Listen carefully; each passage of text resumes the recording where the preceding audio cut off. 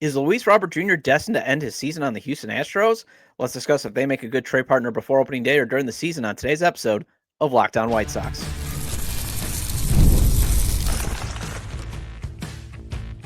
You are Locked On White Sox, your daily Chicago White Sox podcast. Part of the Locked On Podcast Network, your team every day. Hello, I'm your host, Todd Welts, a lifelong Sox fan and the site expert of SouthsideShowdown.com, part of the FanSided Network. And also, I've covered Major League Baseball for outlets such as the Associated Press. And thanks for making Locked On White Sox your first listen every day, part of the Locked On Podcast Network, your team every day. Make sure to hit the like button on today's episode. Subscribe to the YouTube channel at Locked On White Sox if you've not done so already. And also follow or subscribe to the show wherever you get your podcasts. Well, Luis Robert Jr. hit a home run over the weekend and has a 1.189 OPS during 5 spring training games. And it got me thinking if the trade rumors will start back up again. Bleacher Report mentioned last week that the Astros might be where he ends up before the deadline, and I want to dive into if they're a good trade partner or not. Then another injury to the outfield just happened with Michael A. Taylor. Should the White Sox consider bringing in another veteran free agent, given the depth is now rail thin? And finally, it's Minor League Monday, and I want to talk about how the prospects have been the one bright spot in spring training. Today's episode is brought to you by FanDuel. Right now, new FanDuel customers can get $150 in bonus bets if your first $5 bet wins. Download the app or head to FanDuel.com to get started. So right off the bat, Houston, we got a problem here because they are not the best trade partner for Luis Robert Jr. First of all, there's no way they're giving up Cam Smith. They're now number one ranked prospect and only ranked prospect in MLB Pipeline's top 100. I mean, they just got him from the Cubs in the Kyle Tucker deal, so I doubt he gets moved again. And I wanted to say Houston would make a terrible trade partner, but they do have 2 prospects in their top 5. The reported asking price the Sox have for LRJ. That actually could be a fit for the Sox, but again, just not ideal. I mean, you would prefer the Sox to tap into other teams' farm systems if they're going to trade their last remaining asset capable of getting a good return. And yes, folks, Luis Robert Jr. has value when healthy. Keyword, when healthy. And also my PSA to Astros fans who stumble across this. To get something good, you have to give up something. Now, if you don't think Luis Robert Jr. is good, fine. That's okay. But remember, this is geared towards White Sox fans. Okay? And also, you can't pull off a trade for just a bag of balls and a player to be named later in 99% of most trades. Although we do know the White Sox owner loves cash considerations. Just saying, that's his favorite player. But seeing Luis Robert Jr. even being tied to Houston shows how the Sox actually did miss an opportunity in 2023 to trade him there when his value was at its highest. And I get it. Hindsight's 2020. But the team was cratering to 100 losses that season. The farm system was in shambles. Pedro Grifol was not going to lead this team anywhere. This wasn't a matter of, well, let's just clean up the toxic clubhouse and Pedro's going to get us there. Obviously, Pedro got the Sox to a record 121 losses, even though he got fired in August. He was a big part of the problem.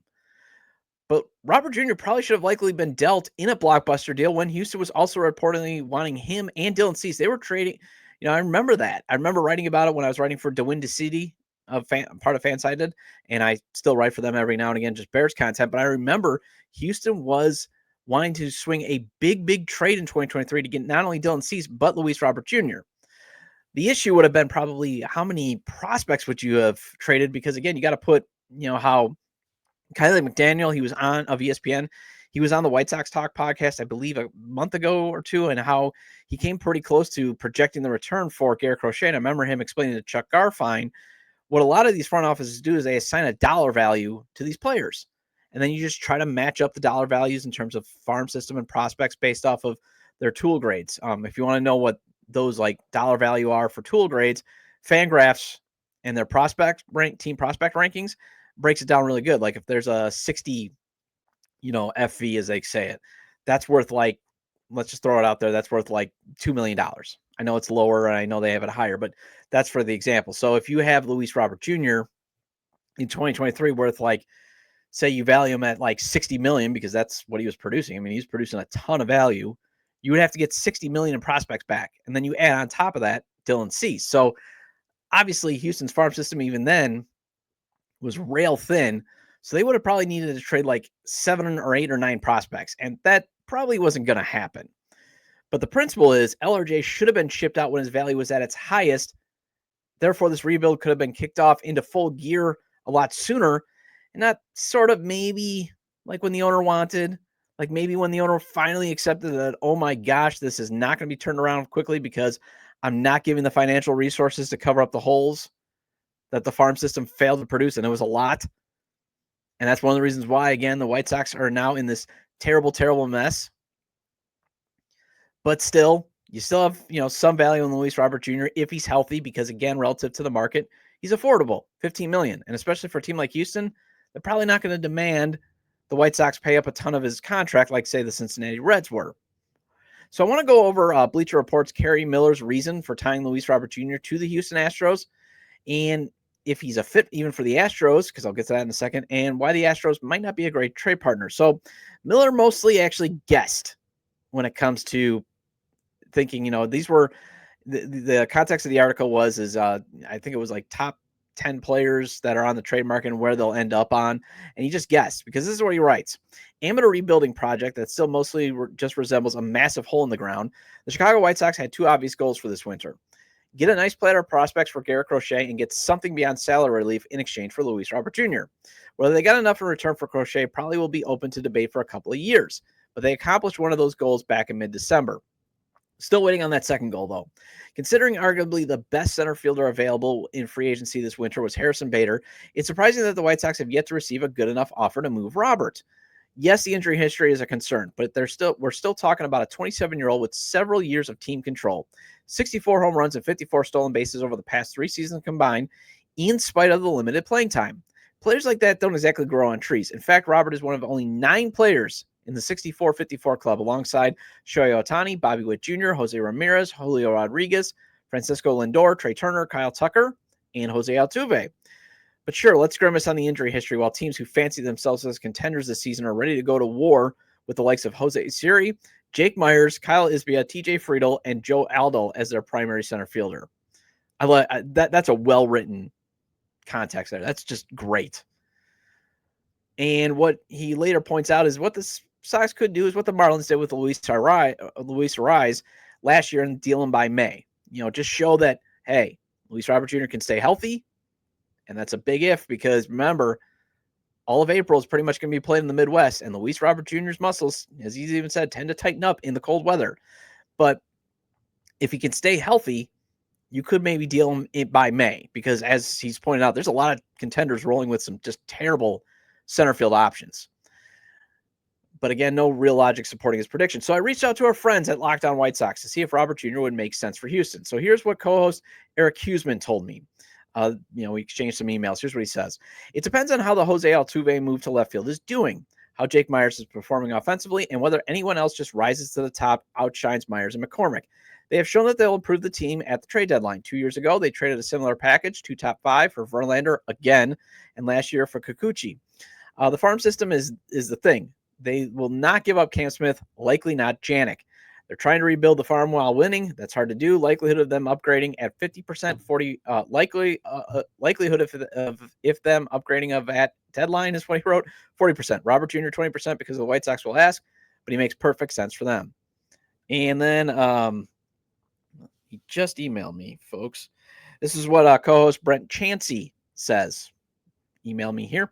I personally think this deal is dead upon the asking price. Robert Jr., although high upside, has fallen short due to injury, as you've mentioned. Now, I think the door opens if the White Sox come down on the asking price, which I think is inflated. No way you can demand 2 top 5 prospects for a guy who has underperformed and not played. The market will have to soften for most teams to look at him, come off the top 5 picks, say top 30 and 1 MLB-ready player, and I do the deal. So, and we're going to try to do a crossover on this. I want to explore this more because I actually want to explore it more from the context of, man, the White Sox did miss a great opportunity in 2023, and I get it's hindsight, but man, they missed a huge, huge opportunity. And I think 20% of, Luis Robert Jr. going to Houston makes sense because Houston's farm system is considered one of the worst in baseball. Baseball America ranks their system as the second worst, and so does Fangraphs. And remember, Fangraphs takes into account the value. So they have the second worst value farm system. ESPN's Kyler McDaniel ranks the Astros prospect pool dead last. MLB Pipeline had them dead last at their updated rankings in August of 2024. Bleacher Report is probably the only one that has still high on Houston's system a little bit. They had them 19th at the end of their 2024 rankings. Like I said earlier, they're not trading Cam Smith. And of their top 5, catcher Walker Janik is likely not being moved either, since he was their top, he was their top draft pick in last year's draft. We all know how much Chris Getz loves the catchers, but I doubt they're trading him because, again, they're trying to restock their farm system. And also, he had 175 in 25 minor league games. Yeek. Number 4 prospect, Bryce Matthews. His numbers actually got worse as he kept getting promoted, and just go to the top 30 from the end of 2024. I think MLB Pipeline's going to have their updated rankings to start the season up. I think at some point this week, I believe I saw that on X, but he just kept getting worse as the competition kept getting better. So that leaves basically 2 options. Their number 2 prospect, left-handed hitting outfielder Jacob Melton, and number 5, Luis Baez. That could make some sense. And again, I'm just going into the reported demand. The White Sox want 2 top 5 prospects for Luis Robert Jr., and I even agree, a little high there. But Melton, he hit 20 home runs between AA and AAA ball last year, and he can steal bases, so maybe he's a potential 30-30 guy. Only problem, he's 24, and he's going to be 25 at the end of September, so he's already on the old side of being a prospect. Almost in that way, the only trade-off you're getting is you're just getting more club control. You're going to get the full club contract control, and again, we don't even know what club control is going to look like after 2027 because, or after 2026 because of the CBA. There's going to be a lockout, folks, so we don't know what's going to look like. Luis Baez, he's 21 years old. He's an outfielder. He had 21 dingers at stops between high A ball and double A ball. So again, you get some power, and the White Sox could use more power in their system. However, I don't like this write-up on the scouting report on an MLB Pipeline. The Astros thought Baez had a chance to play center field when he signed, but he's lost speed as his weight has fluctuated, reaching a high of 240 pounds a year ago. He's now a below-average runner and an adequate corner outfielder who could make better use of his plus arm strength if he got to balls more quickly. If he slows down any further, he risks winding up being at first base. So yeah, Astros, not an ideal partner. The Sox outfield depth is suddenly thin at the start of the season. Let's discuss Michael A. Taylor's injury and if the Sox must entertain getting some more veteran help. And that's next on Locked On White Sox. When the game tips off, the NBA action is just getting started, and there's no better place to get on it than FanDuel, America's #1 sports book. With FanDuel, you can place live bets throughout the game, so even if you miss the opening tip-off or want to bet on a fourth-quarter comeback, you can stay in on the action. And if you're looking for a bigger payout, you can even combine your live bets into a same-game parlay. And I always maintain FanDuel's traditional spreads, the money lines, and the over-unders. They're fun to play, but if you want to hit big, the futures, the parlays, and the props are the way to go. Plus, the app is easy to use, and when you win, you can get paid instantly. Right now, new FanDuel customers can get $150 in bonus bets if your first $5 bet wins. Just visit FanDuel.com to join today. That's FanDuel.com for your shot at $150 in bonus bets. Make every moment more with FanDuel, the official sports betting partner of the NBA. Welcome back to Locked On White Sox. I'm your host, Todd Welter. Again, make sure to hit the like button on today's episode. Subscribe to the YouTube channel at Locked On White Sox if you've not done so already. And if you can't catch the show on YouTube, Locked On White Sox is available on all major podcast platforms. So make sure to follow or subscribe on places such as Apple or Spotify. Either way, say it with me. Get your 30-minute fix of Chicago White Sox baseball venting with me. So add Michael A. Taylor to the list of walking wounded. The backup outfielder is dealing with fluid and inflammation in his right elbow, his throwing elbow. So first of all, that sounds very uncomfortable. Hope he gets well soon. But considering he only provides value defensively, that's a concern, dude. Not great, Bob. At least the imaging does not show anything worse because he did get imaging on it. But now the White Sox are going to be without Andrew Benintendi and Taylor. They're definitely going to be without Benintendi for the all of spring training. Despite he thinks he might be back by opening day.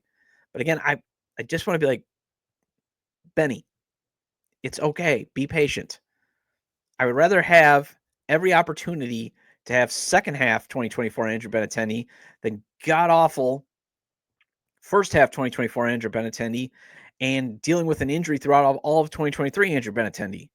So if they say 6 weeks, take your 6 weeks. Also, take a little bit of extended spring training. Maybe a rehab assignment, come back, and then let's hope, because, again, how are the White Sox going to potentially avoid another historically awful season? They need maximum from a lot of their players, and like it or not, Andrew Benintendi is one of them. Taylor, in terms of how much time he's going to be out, is to be determined. But as everydayers have heard me say on Friday's episode, if injuries pile up, that's definitely going to skew the season toward historically awful. So the question remains, should GM Chris Getz continue to mine the free agent market for more outfield help? And I think he should. Considering, here's your depth options right now. Corey Julks, Zach DeLoach, Dominic Fletcher, and Oscar Colas. The first two I just listed out have already been DFA'd once this offseason. The other two, well, they didn't receive an exactly, nice review in the offseason from the GM. And for example, I was watching Dominic Fletcher, I believe it was the Friday game playing center field. He is getting terrible reads on the ball right now. I mean, there was a lot of balls where he was playing too deep, was running in or backed up and then realized, oh, it's coming in. Like, I love his glove in right field, but definitely he's not very, I was concerned about right field. I mean, center field, him in center field. And I am starting to see what Beefloaf, who I've had on from the 108, who sits basically behind him, has been telling me. And it's starting to really dim my hopes of Dominic Fletcher being glove god for the White Sox. But hey, and I will say, in terms of those four, they're fine in context of if you need to get a guy, if you just need a guy to get you through a 10-day IL stint for one of the regulars. Let's say Mike Tauchman, has a bruised knee or not a bruised knee. Let's just say, he took one off the back or has a little soreness and something happens. And let's hope nothing happens. Let's say Austin Slater, because you can live without him. But let's say Austin Slater has a minor injury, needs to miss 2 weeks. Okay. Corey Julks, he's fine for 2 weeks. And we saw that. But if you need, if you have a major injury to Luis Robert Jr. and you need depth and you need somebody to help you get through the entire season, those four, I'm sorry, are not going to do it. And obviously right now, that is what Benintendi's injury and possible Michael A. Taylor's are. But since you are those still technically in the phase of you can add players to improve your roster for the full season, why not go through finding some guys that maybe could still help you through the full season? And there are 2 names out there. Instead of just being like, well, we got some depth to help us get through a short-term injury, why not find a guy that actually help you get through at least a season or get you to the trade deadline you can flip, for a potential prospect piece like Alex Verdugo. And before you say the Sox already have a left-handed left fielder, remember, standard baseball thinking in this instance should not apply for the White Sox because they're coming off 121 losses. That's a record, folks. They should be just trying to get talent wherever they can. Try to add as many potential tradable veterans if you don't have a young prospect to fill that spot right now. Get as many of them as you can. That's where I'm fine if you want to showcase then veterans. And when it comes to the outfield, last I checked, they only have Braden Montgomery and George Wolcott as stud outfield prospects, and they're not even close to the big leagues. They're not even close to AAA. So go get that 29-year-old outfielder, who even former baseball executive and now with the Athletic Jim Bowden has suggested. I know he makes some weird suggestions, but he is a former baseball general manager, had a decent run. And think about it, Verdugo /233, 291, 356 last season with 13 home runs for the New York Yankees. Now, not the greatest numbers. That's 3 more home runs than you got from Gavin Sheets. And that 356 slugging percentage was his first sub 400 mark since 2018. And then that's when he was still getting cup of coffees in his during his big league career. That was that stage of, hey, bringing you up for a little bit, and then we're going to send you back down to cover for an injury, for example. And yes, you might say, well, he hasn't hit the 20 home run mark. He could still hit double digits in the department. And again, that's better than Gavin Sheets. Gavin Sheets could barely get to 10 sometimes. And Verdugo's career splits against right-handed pitching are just a tick better than Benintendi's because, like it or not, Benintendi can hit both. It's not great, but it's a lot better than having the bench Gavin Sheets like they had to sometimes. So since both can hit lefties at a decent rate, at least their career numbers support it, you could rotate those two at DH, and bench the other one. If, you don't have to bench the other one then if you're playing a specific pitching arm. Although it does sound like he wants to return to New York. So maybe that's why he's still out on the free agent market. I know Jason Dominguez, and you got the Giancarlo Stanton injury and that. So there might be a potential reunion there. Plus, obviously, the White Sox are just being completely cost conscious. So that's just a dream there. But how about a waiver claim or trading some cash considerations or a player to be named later for Stone Garrett, who just got DFA'd by the Nationals? And I know the White Sox are claiming poverty, so they might not be able to send cash, but Why not give him a shot? Assistant GM Josh Barfield should be familiar with him since, Garrett debuted with the Diamondbacks in 2022, and at this time of the recording, Garrett is still available. He's got a career 492 slugging percentage and 315 big league at-bats, still 29 like Verdugo.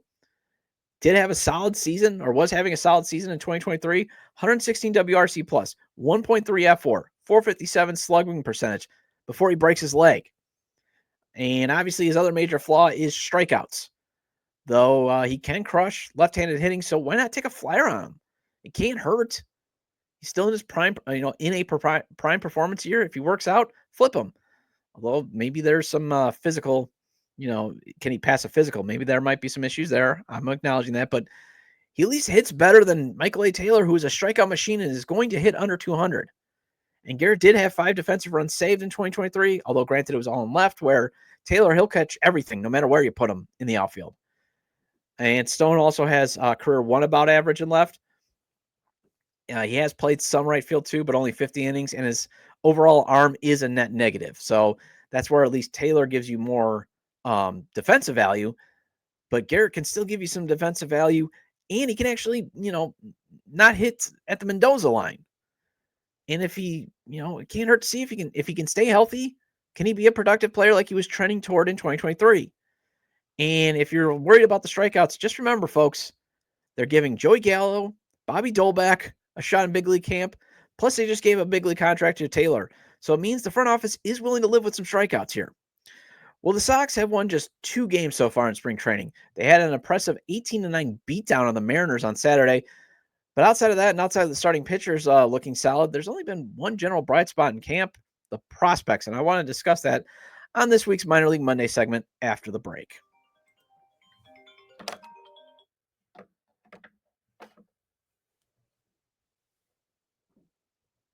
Welcome back to Locked On White Sox. I'm your host, Todd Welter. Again, shout out to all the everydayers. I appreciate your loyalty. Please hit the like button on today's episode. Recommend to your fellow Sox fans or baseball fans, friends, to subscribe to the YouTube channel at Locked On White Sox, wherever they get their podcasts, as this show is available on all major platforms. Hope you had a good weekend. Mine was pretty low-key. Did some stuff, with the family, that type of stuff. Ran some errands. Hope you had a good weekend. And, hey, feel free to leave a 5-star review right now on Apple. Again, I believe our rating is 4.5, so let's get that rating up. So the nice thing about this year's spring training, and I know it's hard for us Sox fans to have nice things, but it's getting to see the future actually flourish. And yes, I understand spring training. It's a skewed sample size considering some of these pitchers that the White Sox hitters are facing will likely be known for their financial advisement or selling insurance ability rather than what they do in baseball. But again, after enduring this 2024 season, I'll take anything positive at this point. Even though I know 2024 came partially because a lot of the promise of the prospects during the previous rebuild failed to live up to the hype. So again, cautiously optimistic. There's nothing wrong with being cautiously optimistic. In fact, that should be a Sox fan t-shirt. White Sox baseball, cautiously optimistic. Or White Sox baseball, very skeptical. Still, I've been enjoying watching pitchers like Grant Taylor, Shane Smith, Noah Schultz, Sean Burke, and Hagen Smith look just downright nasty with their stuff. It's been fun to watch. And I love seeing Smith bounce back from that terrible start against Texas. Had a very strong start against Seattle. Reached 99 on the radar gun. So you can kind of see what the White Sox were looking at when they took him with the number 1 pick in the Rule 5 draft off the Brewers minor league roster. Taylor, he touched 100 a few times with his stuff. And he should be shooting up the prospect rankings as long as he can stay healthy. Because remember, last year he had that lat injury that allowed him to only pitch in 4 minor league games. But he, and every day probably I've heard that because, I've had a lot of guests on from Future Sox talk about Taylor. Had a great Arizona Fall League, and you're just starting to see, him scratch the surface. He's got the potential, to form a very, very good starting pitching rotation along with Noah Schultz, Hagen Smith, and dare I say, like Sean Burke. And then again, look at all the other pitchers they've got. Because again, if this thing's going to get turned around, it's going to be in the pitching. You also got to see George Wolcott getting in that bat in that drubbing of the Mariners. Line to single. Nice to see. Another prospect, again, who could be shooting up the rankings if he can fix that strikeout problem. Chase Mydroth also showed his on-base prowess. The modern-day Greek god of walks, in my opinion, folks, and I will die on that hill. He had 3 walks in that, Mariners in that victory against the Mariners. And think about this. He's hitting 125 right now in spring training, yet has a 417 on base percentage. So obviously you'd like to see him get, a couple more hits, but he's definitely showing why he was brought to the White Sox. He gets on base. Last year's third-round pick, Nick McLean, even drove 2 runs in that Seattle game. And you've had Kyle Teal making some noise with that home run off Roki Sasaki in that simulated game. And he showed off some impressive skills so far. Sean Burke, like I said, he's been fun to watch during his first start. Kind of got me thinking, is he going to be the opening day starter? Although Davis Martin, he definitely made his case yesterday. Edgar Carroll, he's 2 for 6. Even Braden Montgomery, he's drawn 2 walks and has a hit. The only concern I've seen is Colson Montgomery's back. Can he get back on the field soon? Because he's now missed, I believe, 6 straight days. There's an off day tomorrow. So hopefully that's basically a full week of rest, and maybe that'll calm down the spasms, and hopefully he can get back on the field and get back to doing some baseball activities. But either way, it's been nice seeing these young guys thrive before most of them get sent to minor league camp, and then we're stuck with, the major league roster. Well, that wraps up this edition of Locked On White Sox. Thank you for making Locked On White Sox your first listen today. For your second listen, check out the Locked On Fantasy Baseball Podcast with hosts Dominic Martino and Matt Onae. MLB fantasy draft season is here, but be the most informed fan and set yourself up for a league win. Find Locked On Fantasy Baseball on YouTube or wherever you listen to your podcasts. And I'll be back tomorrow to discuss where the opening day starter race is at. Feel free to leave comments about today's discussion regarding if the Houston Astros are a good trade partner for Luis Robert Jr., the outfield depth already being tested, and if the Sox should add another veteran player, and the Minor League Monday segment focusing on how seeing the prospects has been the one bright spot in spring training. You can leave them at the episode page on YouTube, X, formerly Twitter, at Todd J. Dub, or at Locked On Sox. Or you can email me at lockedonwhitesox@gmail.com. Have a great day, and I'll see you tomorrow.